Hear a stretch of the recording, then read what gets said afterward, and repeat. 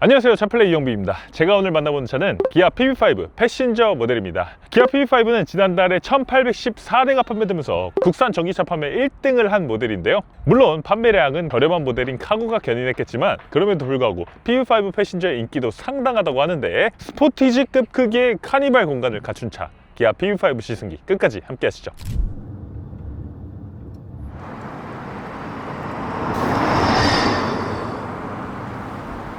기아 PV5 일단은 운전하기에 되게 편한 느낌입니다. 지금 일단 왼쪽 창, 앞쪽 창도 크지만 이 운전석 시트 자체가 굉장히 높이 위치해 있어서 위에서 아래로 이 도로를 쫙 내려다보는 그런 느낌이 들기도 하지만, 이 전면 유리 너머로 보닛이 보이지 않고 바로 도로가 펼쳐진 그런 느낌이 듭니다. 그래서 시야가 아주 탁 트인 느낌이 들어요. 지금 보닛 앞부분을 극단적으로 깎아놨기 때문에 이런 것들이 가능해지게 된 거죠. 이 운전석이 앞부분으로 많이 당겨져 있어서 운전할 때 이 시야가 굉장히 편안한 느낌입니다. 바로 이 시야를 만들기 위해서 PV5 전륜에는 W15 구조가 적용되어 있습니다. 그러니까 자동차의 전륜 서스펜션은 크게 두 가지 구조가 있잖아요. 하나는 W15이고 하나는 맥퍼슨 스트럿입니다. W15는 닭 먹을 때 나오는 그 위시본 모양의 암이 위아래로 두 개 위치해 있는 구조예요. 위쪽 어퍼암은 바퀴의 위쪽을 잡아주고 차체와 연결되는 역할을 하고요. 아래쪽 로어암은 바퀴의 아래쪽을 잡아주고 무거운 하중을 받는 역할을 합니다. 그래서 이 두 암이 같이 움직이면서 바퀴의 움직임을 자유롭게 하면서도 안정적으로 제어를 하는 거예요. 반면 맥퍼슨 스트럿은 이 W15에서 위쪽 어퍼암을 없앤 구조입니다. 그리고 스트럿 상단이 바로 차체에 직접 연결되는 구조예요. 구조가 조금 더 간단하다 보니까 엔진룸 공간도 조금 더 확보할 수 있고 비용도 더 저렴하다는 장점이 있죠.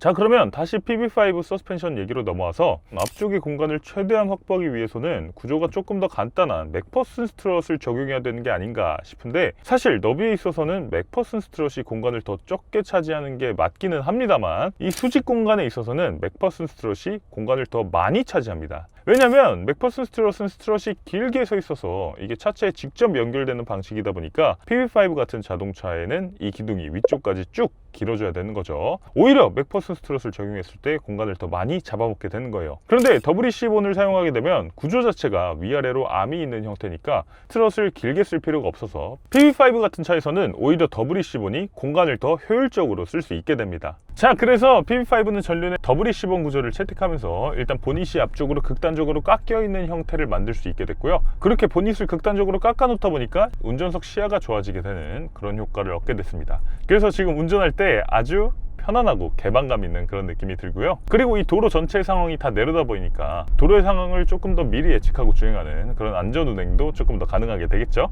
자, 그리고 방금처럼 유턴을 해봤을 때 차가 굉장히 안정적으로 돌아나가는 느낌, 그리고 지금처럼 가속 방지턱을 넘어봤을 때도 적어도 이 1열에서만큼은 이 충격을 아주 효과적으로 잘 분산시켜주는 그런 느낌이 들고요. 자, 그리고 또 하나의 장점이 있습니다. 이 PV5는 어쨌든 상용 시장도 염두에 두고 만들어진 모델이잖아요. 그러다 보니까 이 차를 굉장히 험하게 사용하는 그런 경우도 발생하게 되는데, 그런 경우에 만약에 이 서스펜션에 문제가 생기는 상황에서라도 WC1의 어퍼한 부분을 볼트 체결 방식으로 만들었기 때문에 이 어퍼한 부분만 볼트를 빼서 쏙 교체할 수 있는 이런 아주 스마트한 설계도 적용이 되어 있습니다. 그래서 이 차를 운행하는 영역뿐 아니라 이 유지, 보수하는 영역에서도 굉장히 신경을 쓴 서스펜션 구조라는 걸 알 수 있어요. 자, 가속도 한번 해보도록 하겠습니다. 자, 가속! 이런 느낌입니다. 아주 부드러운 가속이에요. 저희가 시승하고 있는 PV5 패신저 롱레인지 모델에는 최고 출력 163마력을 발휘하는 전륜 모터가 하나 장착되어 있는데요. 시속 100km까지 가속 시간은 10.7초라고 밝히고 있습니다. 강력한 출력을 가진 모터는 전혀 아니고요. 진짜 이 차에 그냥 딱 핏하게 맞는 그런 느낌이 드는 출력이라는 생각이 들었습니다. 하지만 전기차다 보니까 출력이 초반부터 끊김이 없이 내가 원하는 만큼 즉각적으로 전달된다는 측면에서는 뭐 그렇게까지 답답한 느낌이 들지는 않습니다. PV5는 승용시장만큼 상용시장도 염두에 두고 개발이 돼야 됐던 모델이기 때문에 이 전기 모터에 있어서도 강력한 출력, 시원시원한 가속감 이런 것보다는 조금 더 내구성 위주의 설계를 한 게 아닌가 싶어요. 그래서 출력을 이런 식으로 좀 낮춰놓으면서 전기 모터가 원래도 내구성이 뛰어나지만 한층 더 극단적으로 내구성이 뛰어나게끔 이렇게 세팅을 좀 해놓은 게 아닌가라는 생각이 들고요. 실제로 지금 보증기간 같은 경우도 기본 10년 20만 킬로미터를 제공을 해주는데, 요거를 연장하면 10년 26만 킬로미터까지 늘어나도록 만들어 놓고 있습니다. 그래서 내구성에 있어서 아주 자신감 있는 그런 모습을 보여주고 있네요. 스마트 회생제동 3.0이라는 기능도 들어왔습니다. 오른쪽 패들 시프트를 꾹 당기면 오토 회생제동 모드로 진입이 됩니다. 앞차의 거리가 가까워지면 회생제동량을 늘려주고 앞차의 거리가 멀어지면 회생제동량을 줄여주는 이런 어댑티브 회생제동 기능이 PV5에도 들어와 있고요.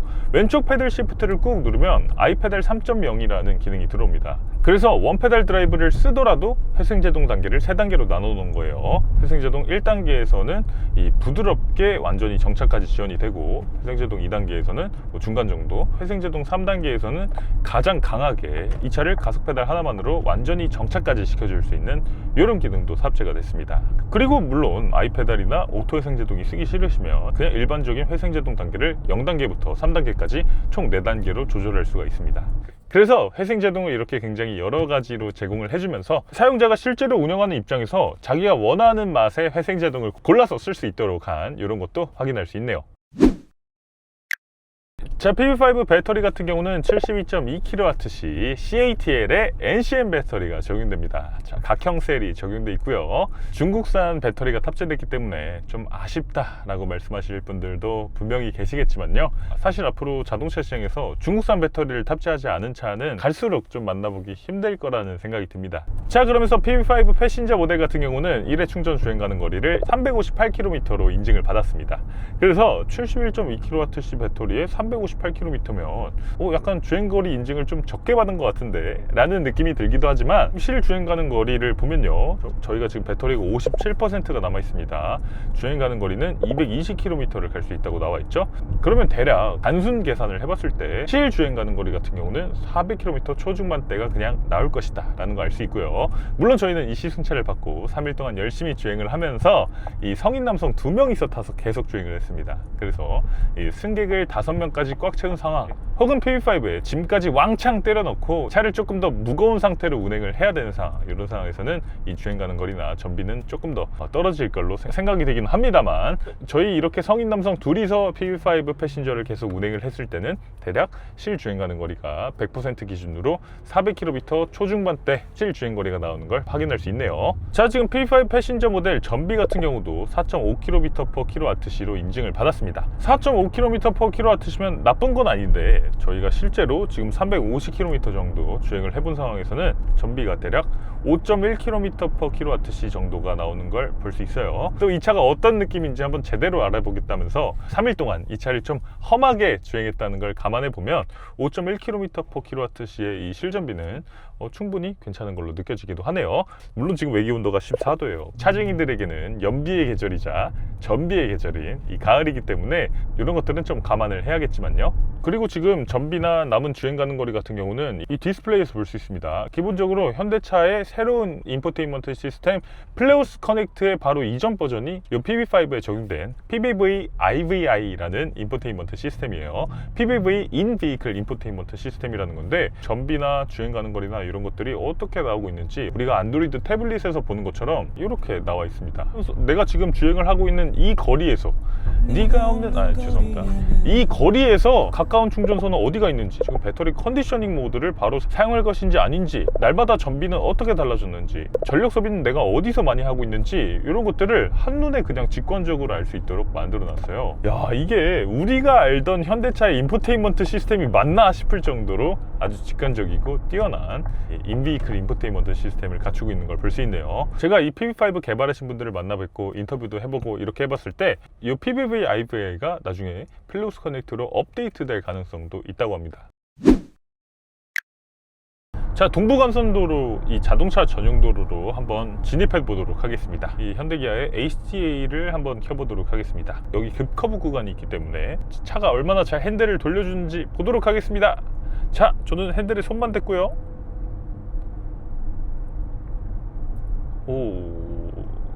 네, 안정적으로 잘 빠져나가주네요. 지금 PV5에는 HDA1이 적용되어 있습니다. 그래서 지금 현대기아 최신의 HDA2는 아니고 그것보다 한 세대 전에 이 운전자 보조 시스템이 들어와 있는데 살짝 가속을 조금 더 확 하고 앞차의 거리가 가까워졌을 때 감속도 조금 더 확 하는 이런 느낌이 있기는 한데, 그럼에도 불구하고 차로 유지 보조는 2가 들어왔습니다. 그래서 기본적으로 정전식 핸들이 들어왔어요. 이 핸들림의 센서를 통해서 내가 핸들에 손을 잡고 있다는 걸 인식하는 이런 이 정전식 핸들이 들어왔고, 그러면서 이 조향 방식 자체가 기존의 토크식 방식에서 이제는 조향각 제어 방식으로 바꿨습니다. 그래서 이 커브 구간이나 램프 구간이 있을 때 조금 더 부드럽게 스무스하게 이 차가 이 커브 구간을 빠져나가는 걸 확인할 수 있네요. 개인적으로는 이 PV5에 HDA1이 들어왔다는 건 조금 아쉽게 느껴지기도 합니다. 왜냐면 PV5는 처음에 2024년 CES에서 이 차의 컨셉트카를 공개했을 때부터 이 차는 넥스트 모빌리티다, 완전히 새로운 첨단 기능들을 다 탑재한 그런 PPV가 될 것이다 라고 이야기를 했어서 가장 최신의 첨단 기능들이 당연히 이 차에 탑재가 될 줄 알았는데, 이 PV5에는 HDA1이 최고 수준의 ADAS라는 게 살짝은 아쉽게 느껴지기도 합니다. 자, 그러면서 지금 소음 수준도 살펴보면 저는 일단 풍절음 부분에서는 꽤 괜찮은 것 같습니다. 지금 PV5 패신저 모델 같은 경우는 공기저항 개수가 0.286이 나왔다고 하는데, 0.286이면 굉장히 준수한 수치죠. 이 차를 굉장히 박시하게 만들면서도 A필러의 각도라든지 여러 가지 부분들을 깎아놓고 이 디자인적인 디테일들을 더해놨기 때문에 이렇게 낮은 수준의 공기저항 개수 구현이 가능했던 거고요. 그래서 풍절음에 있어서는 저는 지금처럼 꽤 고속으로 올라간 상황에서도 충분히 괜찮다는 생각이 듭니다. 다만 과속 방지턱이나 요철이나 뭐 범프, 크랙 이런 장애물들을 넘는 과정에서 하부에서 올라오는 소음이 조금 느껴지기는 해요. 약간 덜컹덜컹 텅텅 거리는 그런 소리가 이 1열 뒤쪽 부분에서 조금 느껴지기는 합니다. 그래서 이 바닥 플로어 부분에 흡음재나 방음재가 조금 더 적용이 그랬다면 조금 더 완벽한 이 패밀리카로서의 정숙성을 구현할 수 있었을 텐데, PV5는 그렇게 해놓고 있지는 않네요. PV5 2열에서 승차감도 한번 확인해 보도록 하겠습니다. 일단은 1열하고 되게 단절된 느낌이 드네요. 1열이 한참 위로 올라가 있고 2열은 조금 더 바닥에 위치해 있는 구조라서 1열하고 좀 분리된 느낌, 이런 것들이 좀 들고, 공항 택시나 카카오티, 벤티나 이런 걸로 쓰면 좋을 것 같습니다. 일단 리클라이닝 같은 경우도 기본적인 이런 바른 자세로 해놓을 수도 있지만 이거를 이렇게 눕혀서 이렇게 조금 더 편안한 자세로 주행도 가능합니다. 그리고 앞쪽에 지금 발판도 위치해 있어요. 2열 승객이 조금 더 편안하게 장거리를 갈 수 있도록 만들어주고 있네요. 자, 일단 2열에 탔을 때 느낌은 약간 덜컹거리는 느낌이 있네요. 일단 PV5 후륜에는 토션빔 구조가 적용되어 있습니다. 토션빔 중에서도 구체적으로는 CTBA라는 커플드 토션빔 엑셀이라는 건데요, 좌우 뒷바퀴가 디귿자 모양의 하나의 큰 쇠막대기로 연결된 형태입니다. 일단 PV5에 이런 토션빔 서스펜션이 들어온 거 이해는 됩니다. PV5는 무엇보다 공간이 제일 중요한 차잖아요. 토션빔이라는 건 구조가 간단해서 공간을 극대화해서 뽑아낼 수 있으니까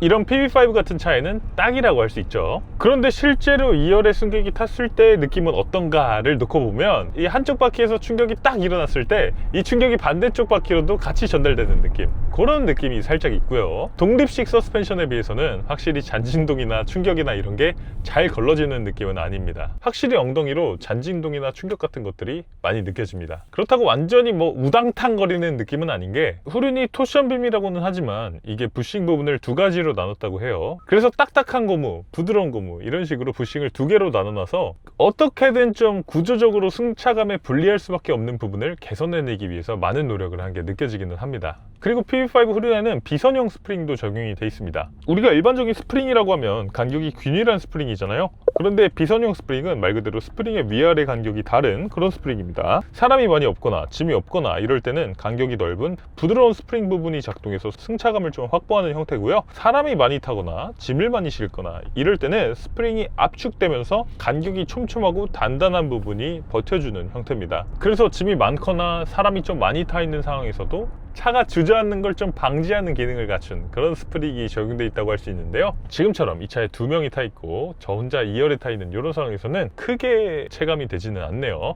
확실히 2열 승차감이 편안한 느낌은 아니네요. 그래서 기아 PV5를 진짜 메인 패밀리카로 구매를 고려하시는 분들은 약간은 고민을 해보셔야 될 것 같아요. 그러니까 PV5는 이 카고랑 패신저 모델, 상용과 승용 모델 이 둘 중에서 어느 쪽으로 더 많이 포커스가 맞춰졌냐라고 하면 저는 확실히 카고 쪽인 것 같습니다. 그러니까 사실 두 마리 토끼를 다 잡으려고 하다 보면 당연히 상용 쪽으로 포커스가 맞춰질 수밖에 없거든요. 왜냐면 짐을 충분히 실을 수 있는 넓은 공간, 요거를 신경을 써야 되기 때문에 카고 쪽으로 좀 포커스가 치우쳐지게 되는 그런 일이 발생하게 되는데, PB5도 결국에는 이 패신저 모델이라고는 하지만 애초에 설계 자체가 카고 모델을 더 신경 쓸 수밖에 없었다라는 점이 느껴지기도 하네요.